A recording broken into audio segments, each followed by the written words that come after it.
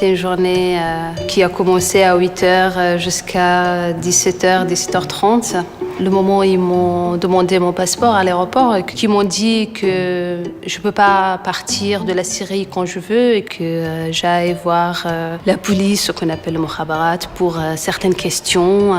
Et le jeu, c'était de répondre à une série de questions. Qui sont mes amis, quelles sont mes activités, quels sont mes avis politiques. Mais sauf que les grades changeaient à chaque fois. Donc, du coup, à la fin, je suis arrivée dans un grand bureau, là où il y avait le monsieur qui attendait, qui m'a fait le moral sur ce qu'il faut faire, c'est ce qu'il ne faut pas faire.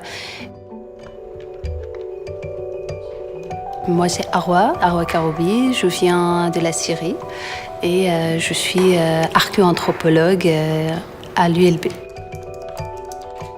L'anthropologie, c'est ça qui m'a amenée à arriver ici en Europe. La bourse que j'ai de l'ULB, elle est à l'hommage de l'archéologue Khaled Lassad. Et finalement, il était décapité dans le théâtre de Palmyre parce qu'il a fait sa vie pour la science. Malheureusement, les chercheurs et les archéologues en particulier, ils étaient vraiment visés.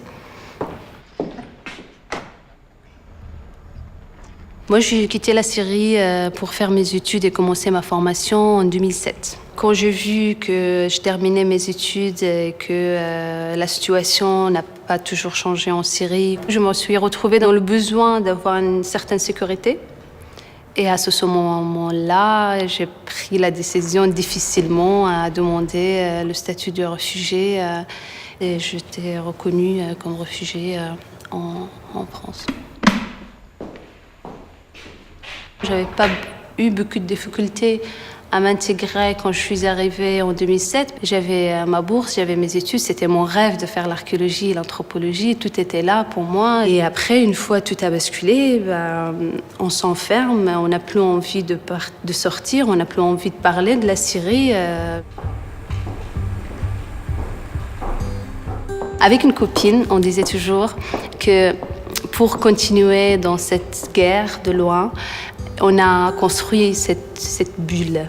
C'est vraiment une bulle de savon, comme les gamins, et que c'est très fragile. Donc, du coup, dès qu'on parle de la Syrie, de l'extérieur, pour nous, il faut recommencer.